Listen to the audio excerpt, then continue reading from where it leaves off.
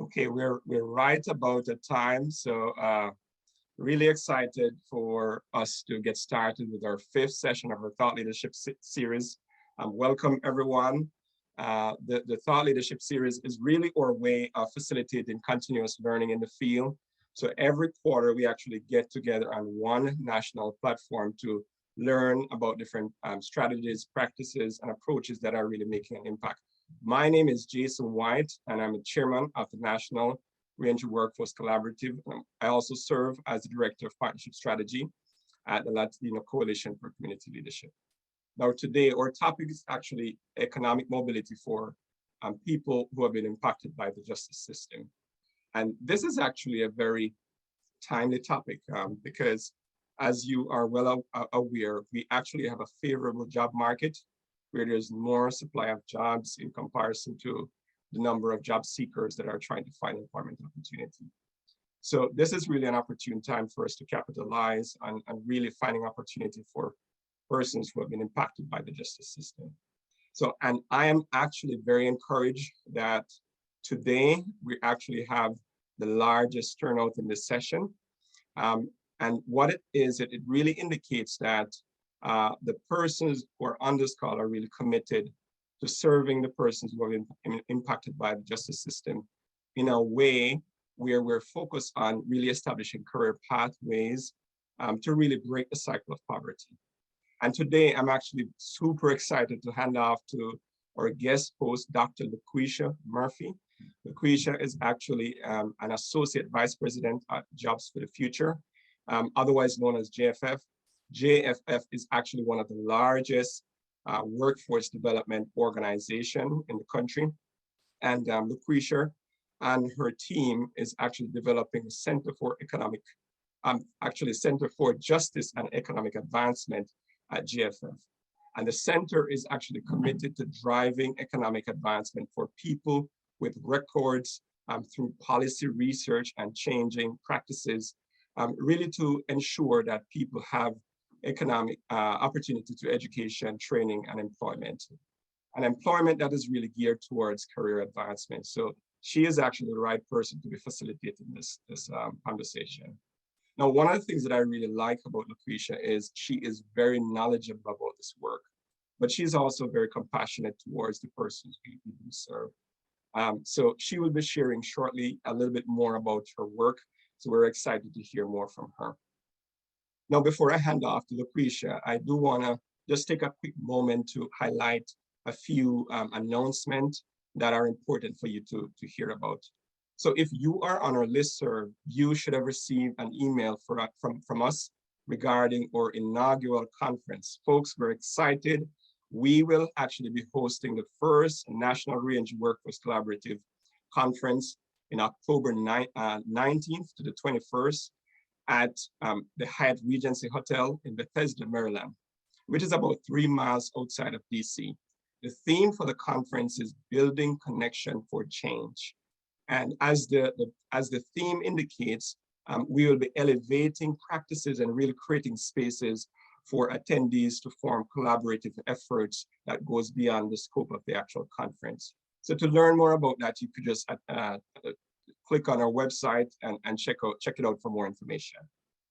Now, we're also going to be hosting a virtual open house in May. We will be providing more information that via email. This is a great opportunity for you to learn a little bit more about how NRWC got started and the vision that we have for the future. So we encourage you to connect with your listserv so that you could be kept in the loop. And then the last thing, before I hand off after LaQuisha, that I'd like to highlight is this. We will be having our next Thought Leadership Series session on Friday, March 3rd at 1 p.m. Eastern Standard Time. We'll be announcing the topic via email as well. So it is very important that you do sign up for this serve so we can keep you in the loop. That being said, I would love to hand off to LaQuisha now. So LaQuisha, please take it from here. And again, thank you so much for joining us today. We're really excited about this topic. Jason, thank you so much. And to all the participants there, you have really signed up for quite a treat on this Friday afternoon. I am so excited and honored to be able to serve as a facilitator for this thought leadership conversation. And I know you all will appreciate that you are in our virtual Zoom room for this. As Jason said, my name is Lucretia Murphy. I'm the Associate Vice President at Jobs for the Future and will be leading our new Center for Justice and Economic Advancement. And this will be an opportunity for us to really center people with records in our change and transformation efforts as we thrive and drive to push towards economic mobility. One of the things that is so exciting about that is partnering with organizations like you all. For so many people, you're not just the first, but you are the best opportunity they have to change the trajectory of their lives and the lives of their family members and even of their communities. I think that from the panelists that you'll speak to and you'll hear from today, you will see that you all are not alone in trying to set the standard for change and opportunity for people who've been incarcerated. And I think that you'll appreciate hearing the strategies that the panelists will share with you today. So with that, we really do encourage you to put your questions in the chat or in the Q&A bot. You can access both of those at the bottom of your screen. If, as you hear people speaking, you have a specific question for one of the panelists, please just add their name in the question. And then as we go through, even if maybe we aren't able to pull it to the main stage for questions, one of the panelists will be able to see their name and be able to respond to you. So we really do want to make sure that you get the information and also have the ability to share all the things that are important to you all. I will make one plug also, in addition to the exciting conference for the National Reentry Workforce Collaborative. We also at JFF are hosting an annual summit called Horizons. It's June 7th and 8th, and all things hopeful, we will be in New Orleans. So please also check that information out. We'll make sure it goes out in the email, and I'll also add it in the chat. There'll be conversations about workforce development and education, and in particular this population. So hopefully you'll be able to join us for that. But without any further delay, let me introduce you all to the speakers and the panelists that you'll hear from today. First will be Shioki Mose-Telesford, who's the Director of Improving Practices and Outcomes at the Corporation for Skilled Workforce. Then you'll hear from Greg Wise, who's the National Vice President for Strive International. And then Jennifer Lowe, who's the Vice President of Shared Learning and Member Networks at Empath. I'm going to ask each one to come to the stage. You'll be able to hear a little bit about their work for about 5 to 7 minutes. And then we'll do a general set of questions and conversation between myself and the panelists. Then we'll open it up to you all to add your questions. So with that, I'd like to invite each of the panelists to the stage individually. We will first hear from Shioki Mose-Telesford from CSW. Shioki, I think, and let me just preface this too, so you all kind of know the theme of the conversation. We're asking each to kind of give an overview of their work in light of the questions about economic mobility. So speaking specifically from each of their vantage points, what aspect of their work most ties most closely to economic mobility, and how do they see it in their work? Shioki? Yeah, thank you so much, Lucretia. It was great hearing about your work, and I'm really excited about how you guys move forward. So as you heard, I'm Shioki. I'm with Corporation for a Skilled Workforce, otherwise known as CSW, and we're a national workforce policy and systems change nonprofit that partners with a lot of different people like governments, business, education institutions, and community organizations to develop strategies that increase economic mobility, and in particular, economic mobility for people of color. A lot of our work is about identifying evidence to inform these strategies. We work closely and partner with organizations to increase their capacity to deliver high quality outcomes. And then really importantly, we believe in evaluating and sharing lessons learned for others in the field. And you can see our core strategy areas, and we really think that all of these strategy areas are vital if you really want to achieve economic mobility, right? An organization can do a phenomenal job at training a participant in the specific skills they need for a job. But if that job isn't high quality, that does not move that individual and their family towards economic mobility. And so we can move on to the next slide, and I'm going to talk a little bit about kind of what we've heard and seen in our work that really are, I'd say, successful components or vital components needed in program if you're really talking about increasing economic mobility, particularly for those that are justice involved. And so I won't go into all of these because there are a lot, but I wanted to kind of lift up a few. And so CSW facilitates national workforce professionals to kind of come together and learn. Sometimes that's in like long-term, year-long engagements. Sometimes it's in short-term peer sharing webinars in the age of COVID. And some things that we've heard from organizations that are themes are, it's really important to think about the holistic needs and a holistic approach. Economic mobility is more than just a job or a specific wage. There are a lot of other supports that folks need in order to achieve economic mobility. Kind of how can you resolve that most pressing issue first? It might be housing that somebody needs in order to be able to meaningfully connect to employment. We've also heard and also seen that long-term engagement structures are really important. And that can take the form of pre-release relationships or training. It can take the form of collaborative case management. But what is very important kind of underlying all of that is really thinking long-term in how you work with that participant. A lot of organizations that we've seen that work in this space oftentimes are training in things like culinary arts, manufacturing, sometimes some skilled trades. But a lot of those entry-level roles aren't really helping somebody achieve kind of a high level of income. And so you have to think about, while I might be connecting this person to a job that pays minimum wage, how can I think holistically and long-term about connecting them to a pathway that's going to help them achieve economic mobility? We have a national survey called the Workforce Benchmarking Network Survey that any workforce organization can use to enter program data to kind of see where they stack up against peers. And what we found is that for organizations that serve 50% or more participants that have a felony record, their 12-month retention rate is only 29%, right? And so what that shows us, and I think tells us, and what we've heard from organizations, is having that long-term engagement and consistent communication with participants is important so that somebody not only retains that job, but moves along that pathway. And then the last thing that I want to lift up, and then I'm going to close because 5 to 7 minutes is not very long, but is the idea of having kind of this social enterprise staffing agency model or an alternative staffing model. And we did some work with OICA of America, which has a program called SOAR that provides workforce support to have folks who are returning engage and retain jobs.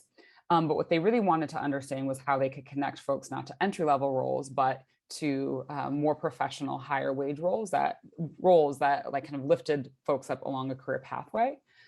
And what we found in our research was that not only adding kind of this alternative staffing approach as an economic mobility component of their program, not only would that help deepen their connection to employers and build stronger partnerships with employers who have good jobs, but it also was an opportunity for folks to learn on the job, gain some income, and build skills. And I might have time to talk a little bit more about it, but in a previous role, I worked at the Office of Workforce Development in Detroit, and that was also another similar approach that we took for our folks that were returning to the community, to have them in transitional work with really strong employer partners who could provide that coaching, that support, and that income as they built additional skills to attach to a more permanent, higher wage role. So hopefully we can dig in more, but I'm going to close out there because my time is up.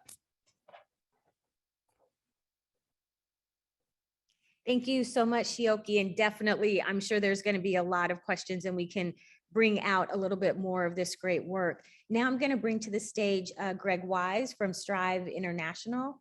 Greg? Thanks, Lucretia. Good afternoon, everyone. And good morning to our friends on the West Coast Pacific time. I'm Greg Wise. I'm the National Vice President of Strategy and Growth at Strive. Strive is a national talent development and workforce development organization that does both direct service and intermediary programming, supporting partners and sites owned and operated across the country I want to talk today, I think something Krisha said at the outset, just kind of taking my notes about something I think is very important, especially for those on the call who are focused in either reentry, which of course you end up kind of dovetailing into workforce development, or if you're in workforce development and you end up with folks who have been impacted by the criminal justice system walking into your offices, is that notion of mobility, right? And what Lucretia said at the front end of kind of changing trajectories, I think is incredibly important to think about, right? So that's, when I think about that, I think about that spike in a graph, right? How do you take someone who's kind of moving at a steady state and really change the overall direction that they're going based on their interests, the lifestyle they want to live, and their career interests? So at Strive, we've really tried to, over the last several years, roll out multiple economic mobility initiatives that are focused on just that, changing the trajectory of the students we serve to add mobility, right? Some of these are not always going to be linear. Folks on this call, as you can imagine, for all of your careers, sometimes you make a lateral move to go forward, but it's having those skills and the support to be able to navigate those. So I'm going to walk through these three kind of high-level initiatives and then dive deeper into the last one. I'm fortunate enough to be on this panel with folks that we are either recently or currently collaborating with. So something that's historically actually been very separate from workforce development efforts is financial capability, right? So going beyond just financial literacy to financial capability. So ensuring that students have the capability, the access to saving tools, understanding for non-predatory lending practices, avoiding check cashing places, starting to build credit, et cetera, have historically kind of been its own body of work, and workforce development is in its own body of work, which of course is a challenge when the students start getting checks and start getting jobs with healthcare, and then have questions about how do I purchase a home? How do I build credit? How do I do these things? How do I navigate the sea of banks and opportunities that are out there to make sure they find the right fit for themselves? So Strive to partner with Prosperity Now, a great NGO, to really bake in financial capability practices into our work so that students coming through all get that at the right time, right? So they're not getting access to bank accounts at day one before they have a job, but we're not waiting until they have a job and they're getting paid to say, hey, wait a minute, now how do I save? What do I do with it?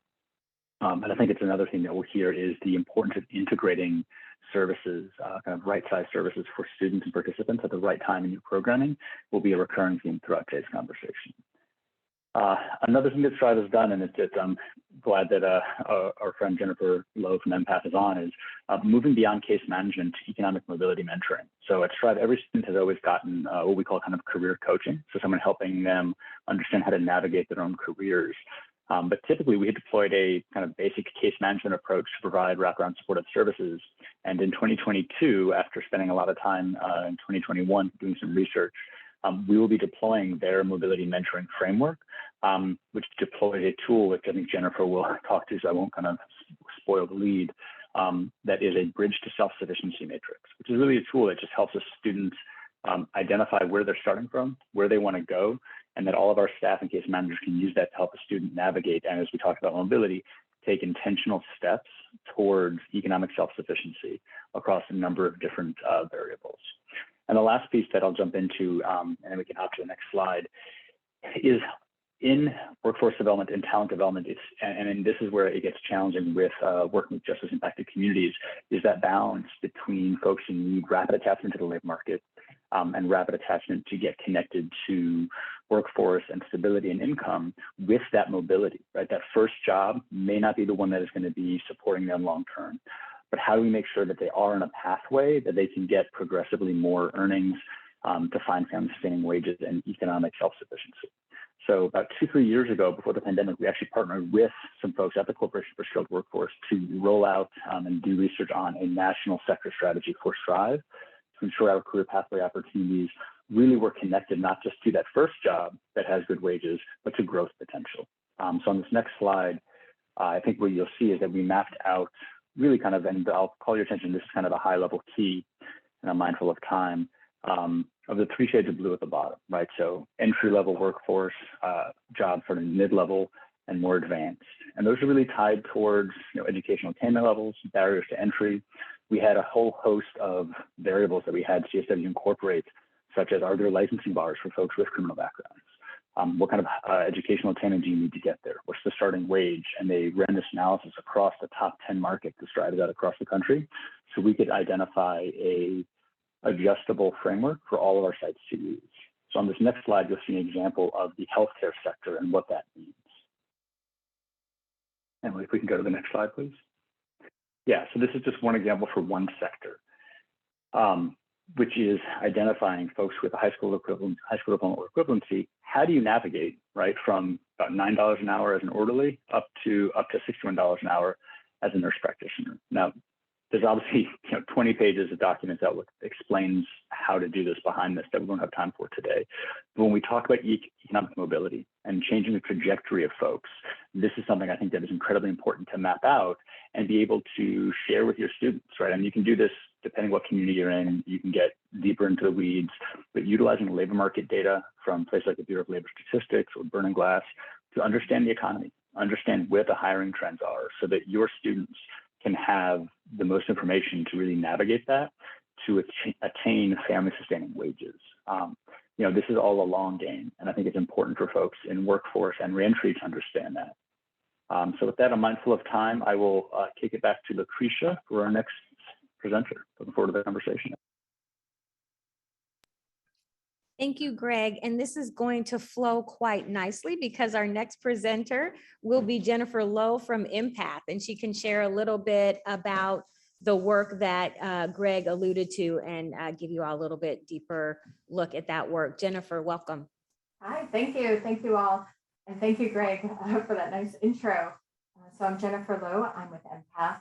Empath is a Boston-based nonprofit that really tries to disrupt poverty through direct services, advocacy, research, and a member-based organization or a member-based learning network that serves over about 150 different government agencies and nonprofit organizations, including Strive.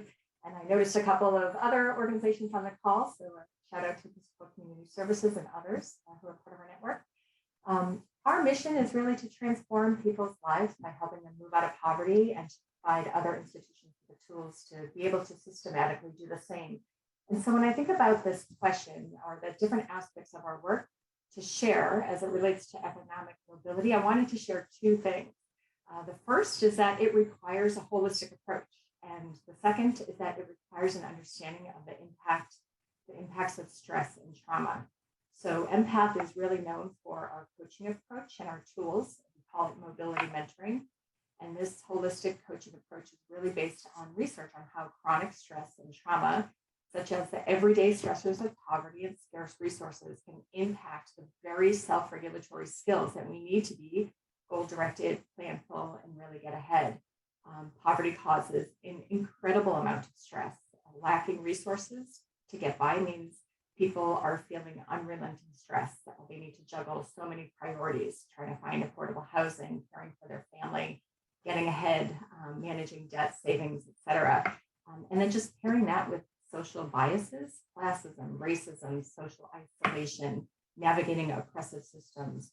All of this can take a devastating toll on people, not to mention exposure to stress-inducing trauma like violence, homelessness, persistent hunger. And so the chronic stressors that are associated with poverty cause physiological changes in the brain that profoundly alter the way that people react to the world around them. The stressors, the trauma associated with poverty, it challenges people's inner selves, including their ability to self-regulate and plan for the future. And we all know that there's a very narrow margin of error in this planning process, right? It's very costly for people to make mistakes along the way as they're trying to navigate a very clear pathway out of poverty. And people don't have the time, the bandwidth, the resources to be making these mistakes, trying to navigate a very complicated path, thinking about what education and training to pursue, what career path to pursue, how to navigate the cliff effects that occur as people are increasing their wages. And so a coach or mentor can help people strategize, plan, assess where they are today, think about where they want to go, prioritize where to start first, and think through those really concrete next steps. And this back and forth strategizing, it really helps to strengthen one's executive functioning skills, all the skills that are so important and yet so compromised by stress and trauma.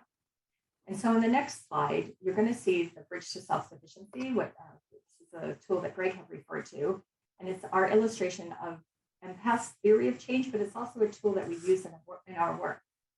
As a theory of change, we posit that to become economically self-sufficient, you need to optimize 5 different areas of your life, the ones that you see here on the screen: family stability, well-being, financial management, education and training, and career management. In order to have that sort of bridge that you can successfully cross, you need to start with a very strong foundation. And so each pillar of that bridge needs to be strong and solid to support one's journey across. If any one is compromised or likely to crumble, your journey to economic self-sufficiency is also compromised. And so all of these areas are equally important to us. And in this way, we really do see economic mobility as something that's a very holistic approach to people's lives. We recognize it's a long-term journey and it doesn't happen overnight. All of this takes time. On the next slide, you'll see 4 essential elements of our mobility mentoring model. We use an executive functioning informed coaching approach. So it's the basis of our relationship with people, the people that we partner with.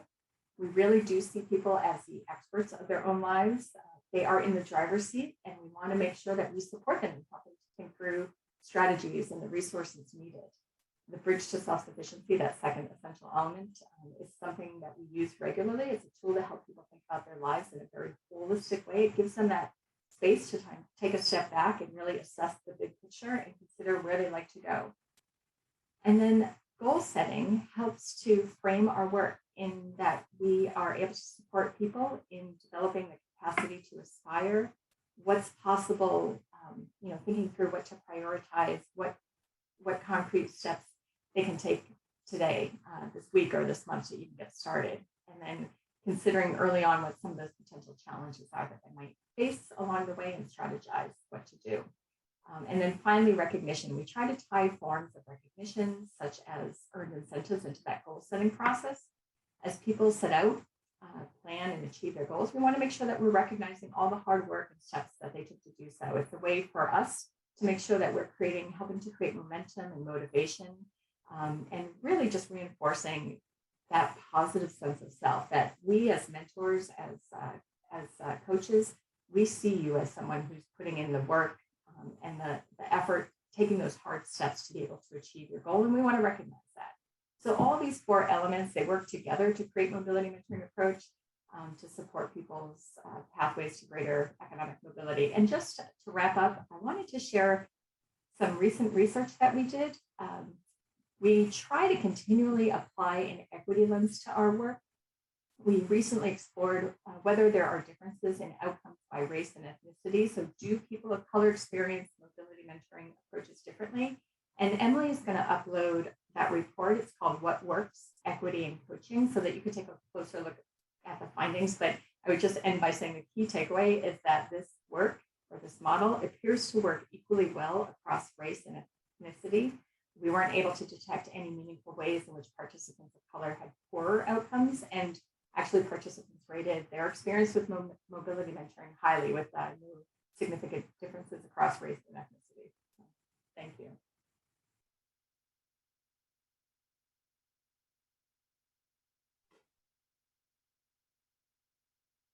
Thank you so much, Jennifer. Now I'm going to ask all of our panelists if they can join me on our virtual stage, and we'll be able to go through a series of questions for each one to get a little bit deeper into the conversations that they just shared, such brief but still informative overview. I'll ask the questions and they'll respond. Again, continue to put your questions and comments in the chat.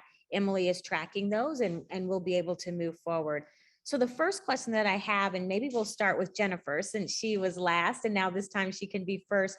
Jennifer, as you think about the models that you all have worked with at Empath, which ones would you say, and in what ways have they positively impacted the economic mobility for people who are impacted by the criminal legal system? Yeah, so I want to be totally transparent here, and that we don't have a whole lot of member organizations yet that are working with folks in this space, and so this is for us an emerging area to explore. We're getting more and more organizations that are joining the network right now that are working with folks in this space. So for us, it's something that we're wanting to keep a closer eye on to see where those outcomes are where people are achieving those outcomes.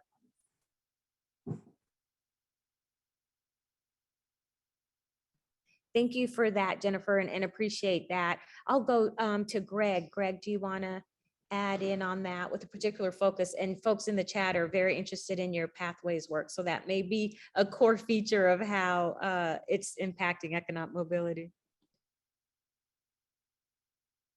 Yeah, I mean, I think, and look, I'm going to play a little bit of devil's advocate here, but I think one of the challenges is for everyone on this call who's working with justice impacted folks, there's a ton of barriers out there that today, like in the labor market, in employers, there's not something we're doing something about day to day, right? We have students who come home and they need work now.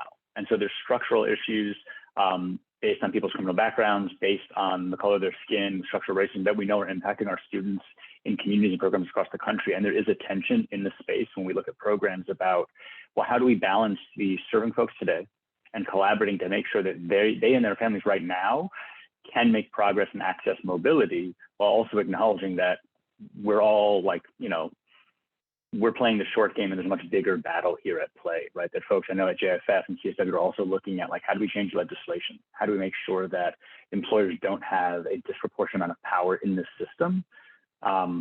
Because there are real licensing bars. I think earlier I shared a healthcare career pathway map, which is a growing sector with tremendous opportunities and earning potential for folks, and also huge barriers to folks with criminal backgrounds, right? Depending on the nature of your conviction and when it happened, a lot of the jobs are actually going to be out of reach, right? And so we have other pathways that are more friendly to folks who have prior justice system involvement. But as you can imagine, some of them are starting in places like construction or hospitality, which again, can also be great sectors, but we shouldn't have to say it's all or nothing, right? I think that's one of the challenges that everyone on this call will face is, how do we try to make sure the playing field is actually equitable? I'm not sure that answered your question, Lucretia, but that's where my head's at. No, that's great. And I think we can come back to it, because I do also think both you and Jennifer raised a good point that economic mobility is not a flashpoint, right? It's a long-term trajectory. And so even as we think of the models that lead to that, it may not be that it's one single model at one point in time. It may be an organization's ability to connect from one model to the next and provide those supports. Shioki, I think you might have touched on that a little bit as well, but let me turn this question over to you to share any of your reflections on this thinking of programs impacting mobility. Yeah, and I think Greg had me thinking that like we believe that, right, having a long-term career pathway is really necessary, but I think that what we've seen is it is sometimes individual organizations can't be the ones solely that help achieve economic mobility, right? And so sometimes it is policy, sometimes it is finding that right employer partner that's going to allow somebody to get their foot in the door in the culinary arts, but recognizing that, at this health system, there are so many other career pathways, and they're very interested in providing professional development. And so by placing my customer into this job at a hospital, they're going to have long-term career growth. But I think it is really, what I've seen is, like, you can't just think of your program as being the only thing to help somebody achieve economic mobility. And so thinking about some work that I did at the city of Detroit, we had a program that provided workforce training for folks in our reentry center. So these were men who had been incarcerated and were going to be released somewhere between 3 months to a year from the time they entered this reentry center. And so we provided workforce programming, kind of soft skills development. They understood, how to update their resume, talk about their conviction, understand, they got culinary arts training, high-low lift training. And in that process, we recognized that from a policy perspective, there was an unequal fine attached to people who had their driver's license suspended, right? And it was related to this really old law in Michigan that basically fined you for bad behavior. And so we dug in deep, right? It wasn't necessarily workforce's role to change policy, but we started asking questions and, like, what's this money being used for? Who's actually paying for it? What across the state does it look like? And so millions of dollars were being owed to the state. There were about, I think, 200,000 residents across the state that were being impacted by this, at an average of owing about $2,000, right? Some people as high as $10,000. They were never going to pay that back. And so it was a small piece of our participants' puzzle, but we were able to move policy that ended up allowing a lot more people with criminal records that had this unnecessary, unfair fine to be able to get just a vital identification so they could be attached to the workforce system. And so that didn't necessarily answer your core question, but I think that you really need to consider at what stage does my organization and program support somebody, and who else can be fed in at my stage to resolve things like housing, behavioral health, childcare, transportation, and who do I need to refer them to that's going to help move them up in that next stage, whether it's an employer, a community college, or another organization. Sorry, that was long. I mean, it is a very complex and complicated puzzle. And I think it's important when you think of that puzzle to have that North Star of economic mobility, because it does start to trigger in different ways who you partner with and how you pull all those pieces together.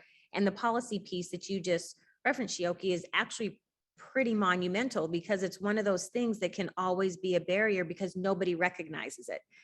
So it's always that thing that keeps you in the hole. The next question that we have is for Jennifer. And Jennifer, I think this kind of goes back to your original overview, but could you share some of the key results that you all have seen through your work? It might even be uplifting some of the ones in the research as well. Yeah, of course. And I apologize. I think my audio is a little all over the place today. Well, when we first started piloting our mobility mentoring model, we piloted it in a multi-year flagship program called Career Family Opportunity, and we worked with Brandeis University to conduct a cost-benefit analysis. And what we found from that is that there's actually a public savings of almost $8,000 per household per year in this using this model. So meaning that as people were increasing their education and earning more, they were paying more in state and federal taxes. They were decreasing their use of public subsidies, TANF or SNAP, with housing and unemployment benefits. And then just to give you a sense of what that looks like in terms of income, last year, graduates of this program had increased their income going from an average of about $18,000 for the household at entry to about $48,000 at graduation. So it's pretty significant. It's a transformational impact for folks. When I think about other results, just even for an organization, it has changed our culture, the environment that we work in. So we've really adapted what I would call a coaching culture within our organization, right? So the same type of coaching work that we're doing with our program participants, we're infusing within our organizational culture, right? We coach in supervision. We make sure that we're making very detailed goal action plans within our teams throughout the organization. We're trying to constantly assess what we're doing, how we can improve. We build in recognition systems for our staff, right? Acknowledging their hard work. And so in this way, mobility mentoring process that we use with our program participants has really impacted and shaped the agency culture. And maybe the last thing I might share is that there were some recent findings that we were really excited about using this model with parents.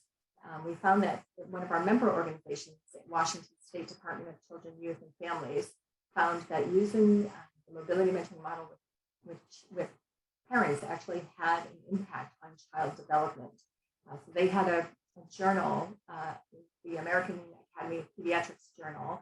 They published an article back in December where they showed that children whose parents received mobility mentoring had demonstrated gains in a couple of measures of child development and met or exceeded expectations. So for us, that's really promising. It's really exciting. It helps us sort of see that you can really impact intergenerational poverty intergenerationally. And I think that is really powerful when those benefits exceed the individual, the directly touched individual. I'm wondering, Shioki and Greg, just to add on that, can you all speak to ways in which your programming or members and partners programming has had that kind of downstream effect, either for communities or other stakeholders who are also engaged either directly with your clients or kind of more connected to them?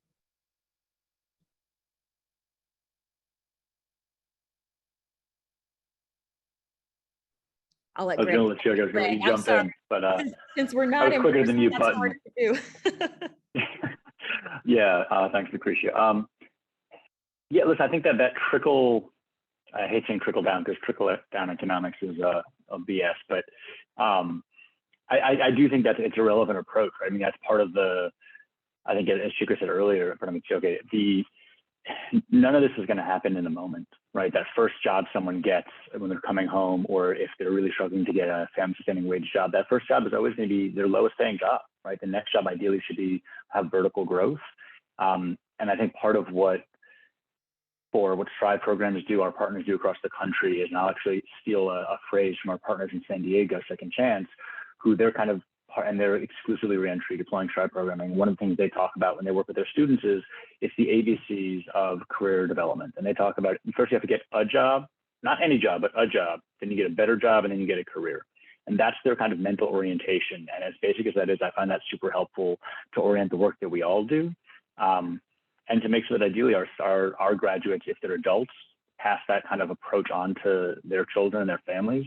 Because something that was said earlier, I mean, the bigger play here, right, with workforce and reentry coming together is generational wealth, right? Is individuals and families acquiring enough wealth to hand it down to the next generation so they really have the freedom to make decisions to do whatever the heck they want to do, right? It's not a kind of preordained, this is what success looks like.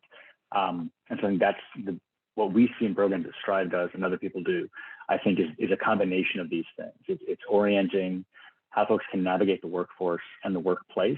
It's giving them the tools to actually start acquiring assets, right? Purchasing homes. Our site in Baltimore, Center for Urban Families, helped a graduate purchase a home recently. And that's instrumental, right? To be able to pass that asset down to their family is huge and could have a much bigger impact than some of the services that short-term had a huge impact in someone's life.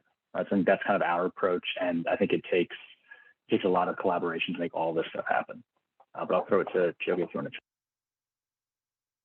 No, I think you guys, summed it up well. I think that those stories and kind of helps kind of create an ecosystem where people can see themselves and see what path they can go down. The only thing I'll add is I have also seen, as you get evidence of folks who've been incarcerated be able to come out and get great jobs, contribute to a company, you start having employers also think differently too, and have that cultural change, which I think is huge. So they can start thinking differently about their hiring processes and seek out specifically folks who have justice involvement as a really high quality talent pipeline that they need to tap into and support.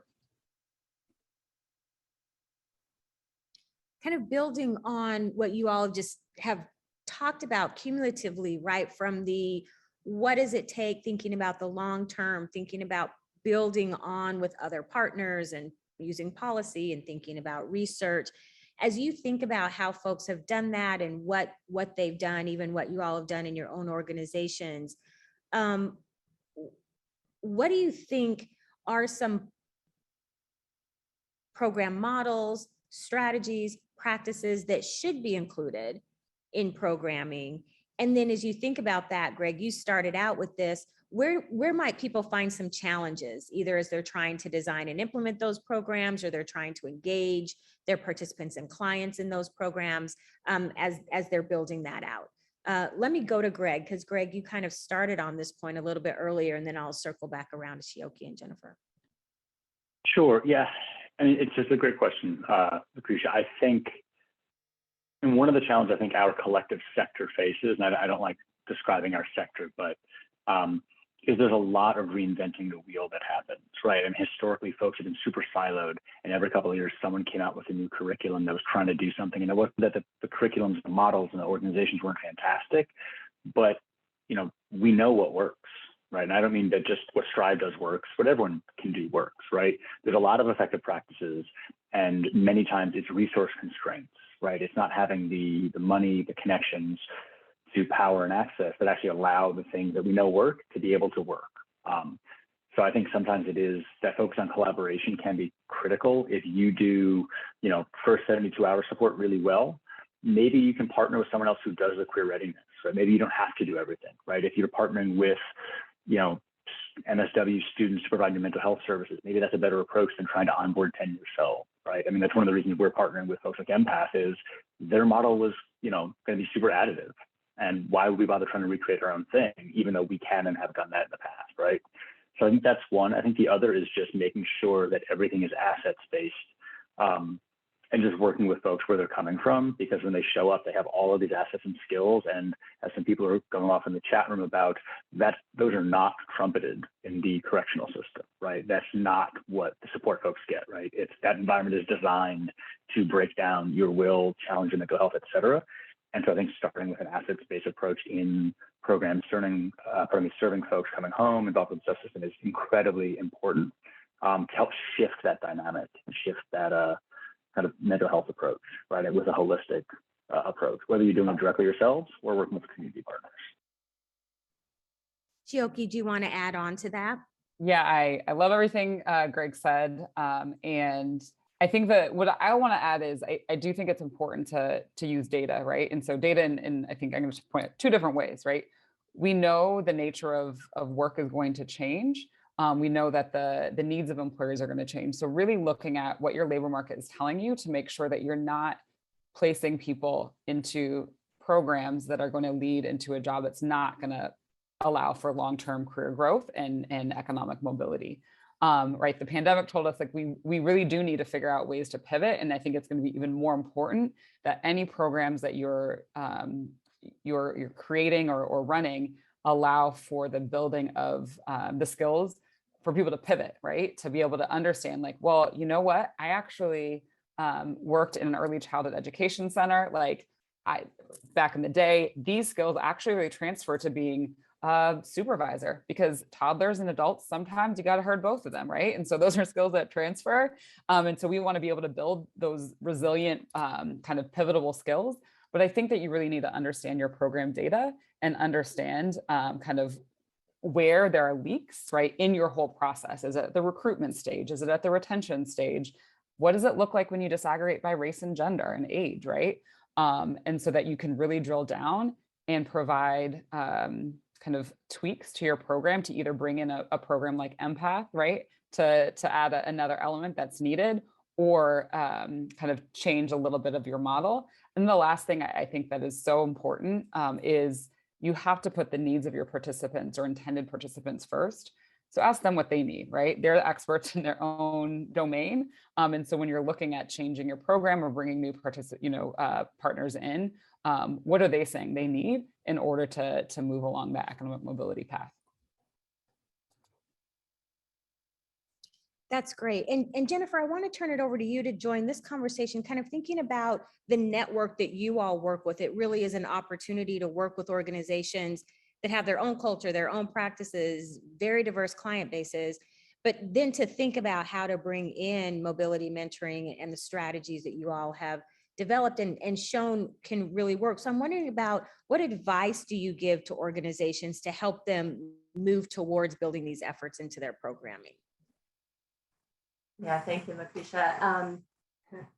So many different places I could go with this one, but I want to just reiterate a common theme that I'm hearing, that, and it's an advice that we give to our member organizations, is that we can't always be everything to everyone, right? And so making sure that we know where we're really strong and finding those community partners, those very strong community partners to help us fill in the gaps, right? So if you are really, again, thinking of that holistic approach, if you're very strong with workforce development, very strong maybe financial capabilities, and you're holistically working with somebody and thinking about their economic trajectory, and they're sharing with you that they are struggling with behavioral health issues, that you don't have to be the organization to also provide that, to make sure that as an organization you're building out those strong connections within your community.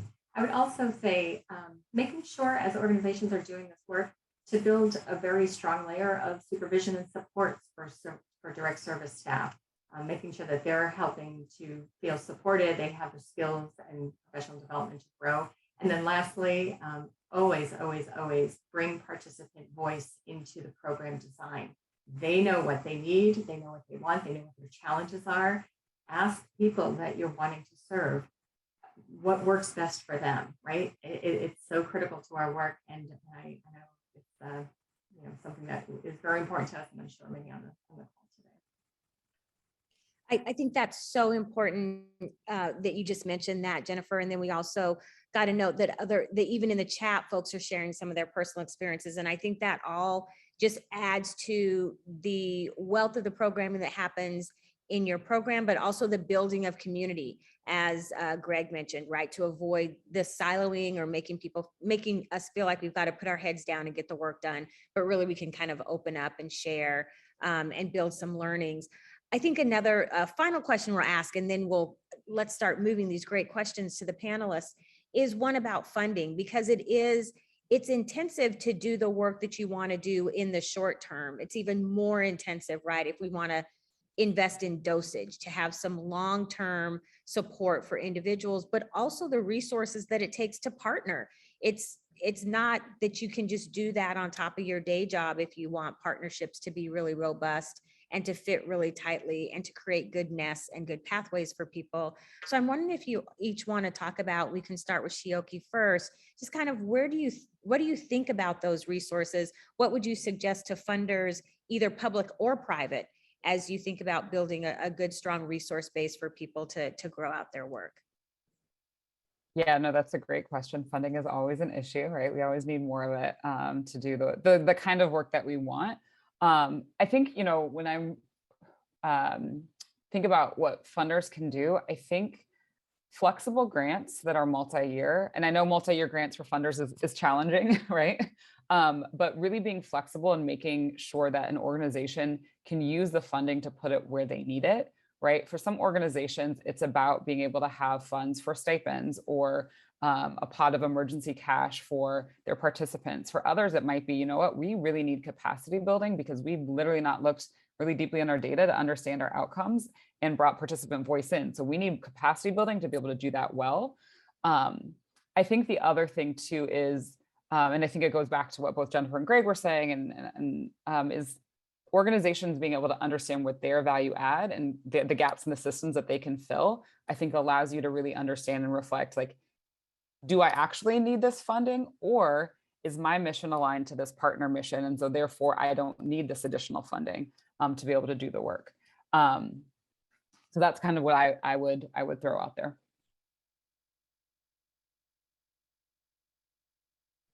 Greg, do you want to pick that up?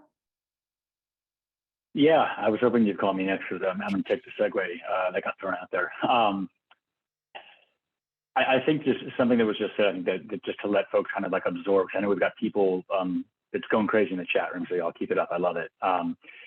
There's folks on this call from all levels of organizations, right? It sounds like there's case managers, there's directors, there's EDs. So I mean, something I would say, and as also to piggyback, as Jennifer mentioned earlier about like staff burnout, like I came into this work as a case manager. So I was probably 21, 22 years old at an alternative to incarceration program, working with 16 to 22-year-old felony offending adolescents in New York City. It's a lot. Everyone in the chat room, like I'm not trying to compete. It is a lot. Staff burnout is real in this space. And also I think where folks can get creative is you don't have to be an executive director to establish partnerships that can then become a funding proposal, right? Things can be top down.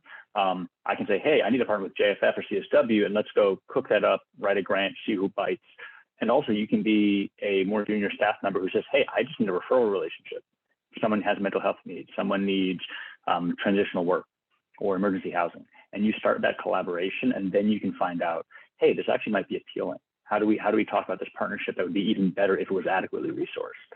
I think just lastly, the value of knowing what your kind of in business speak, your unique value proposition, right? I think mission creep in our space is huge, where everyone says, oh, there's a funding opportunity, let me go for it. Let me go do that.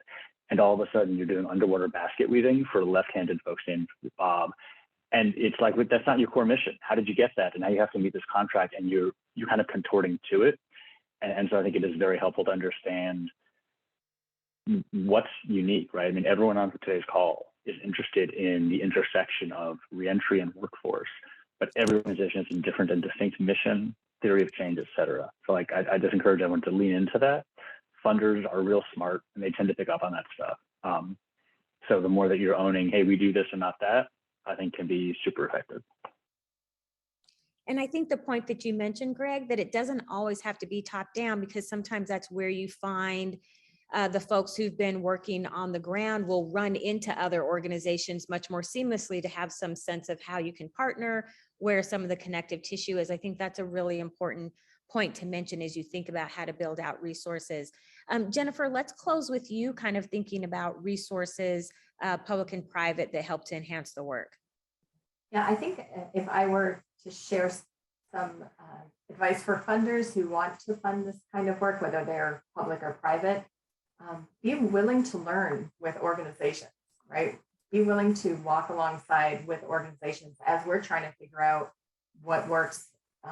We might make mistakes. We're trying to innovate. We're trying to test ideas. We're trying to come back to the model, tweak it. I think that you need to have a bit of flexibility and willingness to learn with your community partner, so that they can test and grow and make sure that we're putting out the best work that we possibly can, and not afraid that we're not meeting a particular standard that might be at the outset, right? Like we just need funders who are willing to learn with us. The learning stance is so very important. Thanks for sharing that. So now we get to the juicy part. We've got a lot of questions ready. So I hope Shioki and Greg and Jennifer, you're stretched and hydrated and ready to go. So the first question comes from Goodwill in Massachusetts. I don't have the name, but the question is, love the practice of these programs you are doing. I work at a Goodwill in Massachusetts that is very rural, and we don't have the resources you do. Any suggestions on how we can start small, particularly ideas to reach out to local businesses? I'm going to throw that over to Chioki.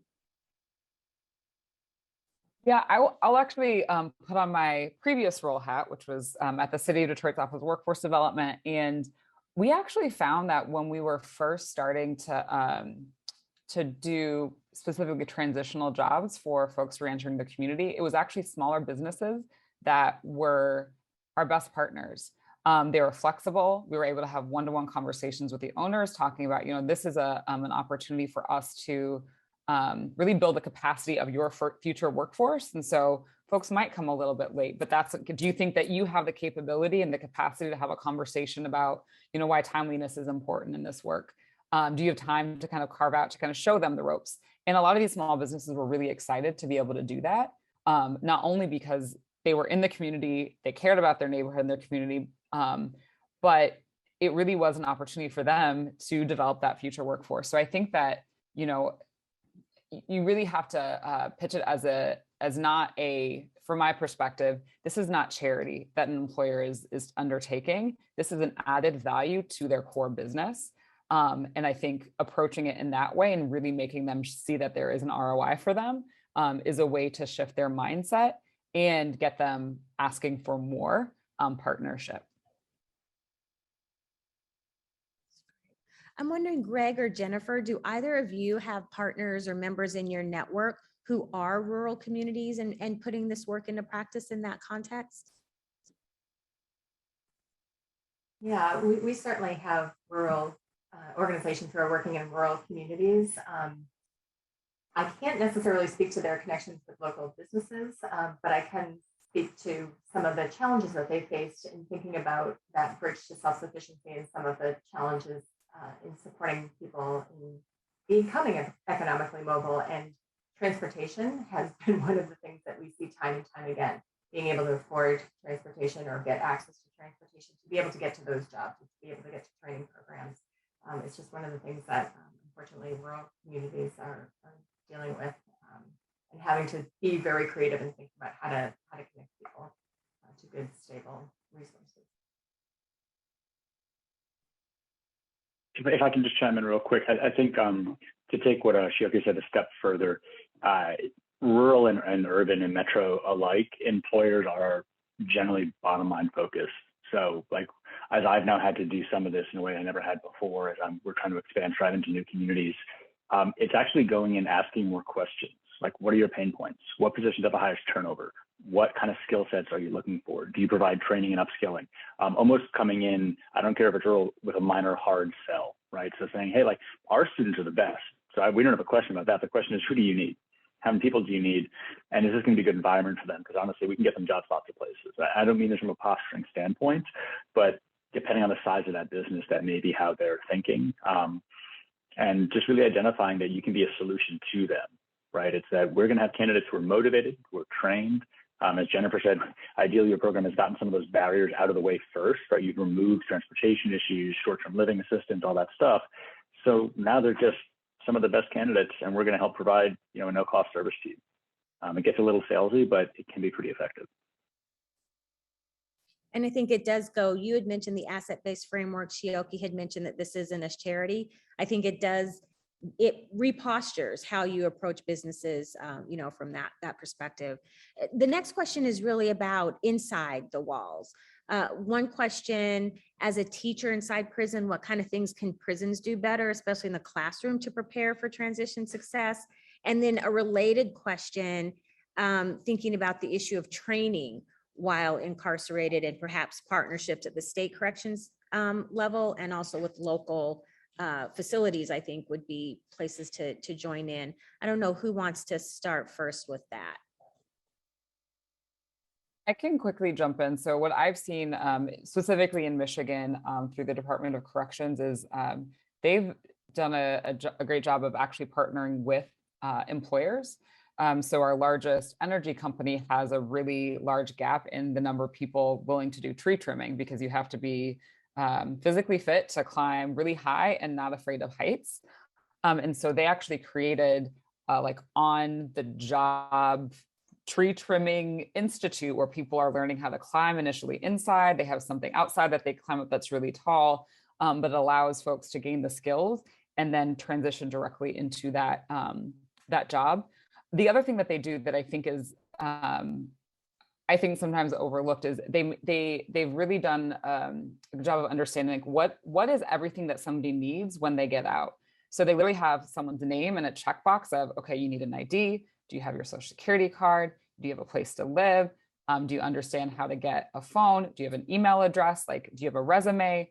All of those workforcey and non-workforcey things have been, I think, really essential for the success. And the place, I mean, like 100% of everyone out of those roles, they get placed into jobs, and employers are coming to them to say like, oh, I need some CNC operators. When's the next date that somebody can join, right? But really making sure that the training is tied directly to a job in a group of employers that actually exist, and making sure all those supports and kind of things that somebody needs is in hand well before that release. Greg, I see you nodding. Did you want to share there? Yeah, I think just one thing I'd add to that is sometimes all of this stuff is complicated, and sometimes I wouldn't say that we overthink this, but Strive, for example, had a program in New York City working at Rikers Island, which is actually a city jail, so it's not a prison, so shorter term sentences, but people get transitioned, right? People move from facility to facility, depending how far you are. You may get transferred to a facility closer to home prior to your release. Is that warm handoff, right? Is having staff members who, when possible, can work with someone pre-release and post-release. I mean, the same staff, not just that you have services. We had very good success at something as simple as the person who went behind the wall to do soft skills, foundational skills, was the person who met them on their day of release to give them transportation to come home to our program to get more resources. And that little bit of continuity and personal connection just added greater stickiness to our program, because the people just had that bond. It wasn't like, oh, great, I get passed up to 20 people. I'm navigating new relationships. I don't know if I can trust you. And that made a very big difference. And that's something that even under resource programs can sometimes, you have to staff that accordingly, but just making sure that kind of warm touch and that like, I'm not even a warm handoff is there, right? That it's just like continuity, I think can be incredibly successful, and really just starting from a person-centered approach. That's great. Jennifer, did you want to add to that? Yeah. Yeah, I when I think about how to help people prepare for success, I think what a great opportunity to start those coaching conversations early before that transition happens, so people can actually plan and make very concrete plans about what that would look like for them, and to do that early on. And I think that's something that we hear both from program providers that work behind the walls and people who've been incarcerated, or especially those who've been incarcerated and have been out. The thing they say is they wish that their time had been good time, that from the time that they got there would have been a plan for what they needed to get out and some direction about whether that was education or whether that was training. So I think that's a really good first. And especially for the question about the teacher, one of the things that's also true is that good learning is good learning, and it should be replicated in the corrections facility. So everything you know about relationships, pedagogy, curriculum, all of that should be behind the walls. And to the extent that you need to negotiate that with the corrections staff and with the corrections leadership, start those conversations early. Give them the what you need, the why you need it, the how you can work with them to manage their priorities of safety and your priorities of good learning, so that you can keep that conversation line open and always be updating it, right? Every time you have an opportunity to bring it to the fore. I think that's a great practice to get in the habit of, so that you're really thinking about every day that you're interacting with students who are incarcerated as they're leaving the next day, right? You're just planning that good time. And I think that the question about incarceration and training, I'll move off of, but I just want to make sure that people know about this also.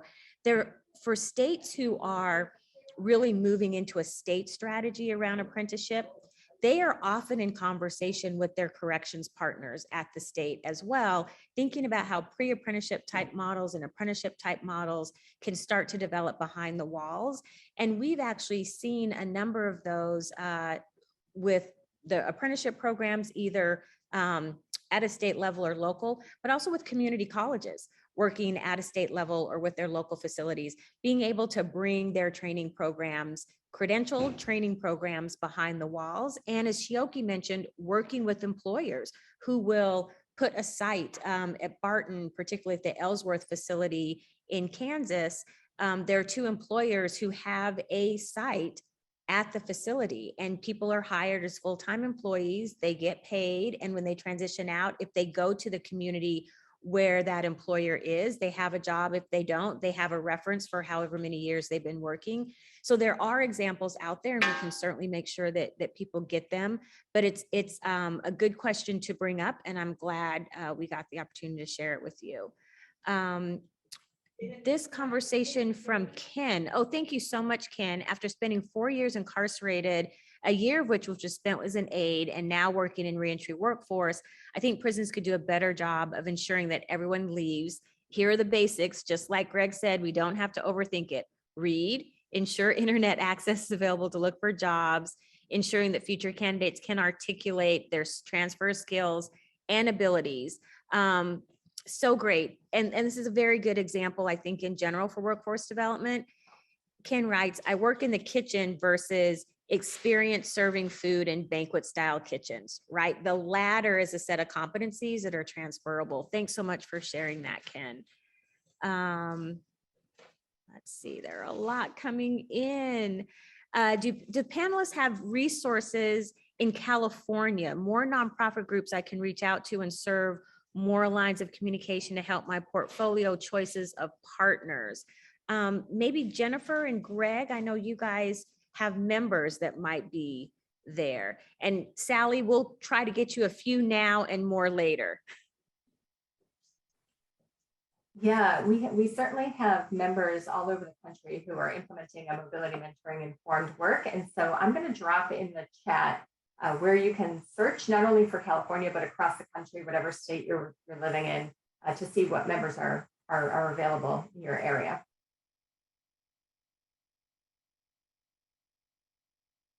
And Greg actually wrote one in the chat for you, Sally. I have a question, Jennifer, for you. Can you speak to the antecedents to reintegration readiness being focused on assessing the cognition and mental health as a program strategy? What kind of comes first in that process? I don't know if I can speak to that. Yeah, I mean, I'm not sure if I quite understand that question. I'm wondering, Emily, who asked it, if you know that, and we can maybe ask the person if they want to come off mute to ask it. And while that's happening, let me scroll down and see if there's another question in here. Oh, that's the last question. So maybe who asked that question, if you want to come off mute. There's a question here about any resources. Oh, Lakeitha is asking you a question, Greg. Do you want to talk about the work with wellness? That's a plant. She's a colleague of mine, y'all. Lakeitha Furby is Strive's former executive director of New York City and now senior vice president of programs and impact. Yeah, I mean, I think high level, I think the poke I'm getting is mental, physical, and emotional, and even health, right? So I think being mindful that, again, and we talked about this, I think, earlier, but you don't have to do all this yourself, right? You don't have to have 20 social workers. You don't have to have an MD or a health clinic on property, because people have those challenges. But it is very helpful to have those coordinated, right? I mean, this is at least Strive's outlook, and other people, I know y'all do this too. We have an event to this. Is just being holistic, right? You don't have to provide everything, but we try to view ourselves as a bit of a concierge, right? So what other barriers can we knock out of your way that will make sure students have the best opportunity to succeed, right? I think that's part of even what the kind of bridge to self-sufficiency does, is it's saying, like, what does success look like for an individual? What's the stuff we got to work on together? And now let's march down that path together, right? Whether we're doing it all here or we're helping students navigate it through the community.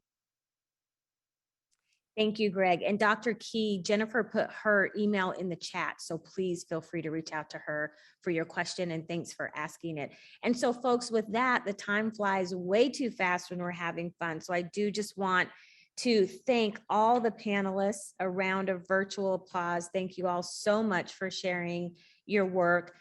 Just a few housekeeping things. You will all be getting a link for a survey. So when that comes out, please do take the time to share your thoughts, any comments, any notes for the team. We'd love to hear what you thought was useful. What would you like to learn more about? Also, more information will come to you about the annual convening. Very exciting inaugural convening. So hope you all will look out for that. I'll make sure that there's information about Horizons as well. Yes, the recording will be sent out as a follow-up with this email, as well as the materials that were shared. So if you all have interest in listening to that, but also in sharing that with colleagues, we hope that you'll do that. And just as a takeaway, just wanted to leave a quote that we got actually from one of the participants that is part of the work that Jennifer does at Empath. And so just in thinking about the concept of economic mobility and where the shifts come in people's lives, LaShonda wrote, "While living in poverty, so much of my life was spent trying to survive or just get by. With planning, I can finally begin to thrive and enjoy life on life's terms. I know that I'm in the driver's seat of my life." And so on the days when your work gets hard, which is every other Monday, Tuesday, Wednesday, Thursday, and Friday, I think it's really important to remember that you all have the keys in the cars that people really need in order to make a change in their lives. And just thank you for the work that you do with folks as they are doing the hard work of transformation, because it does matter, and it really accelerates all of the good things that we see in society. So thank you so much to the panelists. Thank you, Shioki. Thank you, Greg. Thank you, Jennifer.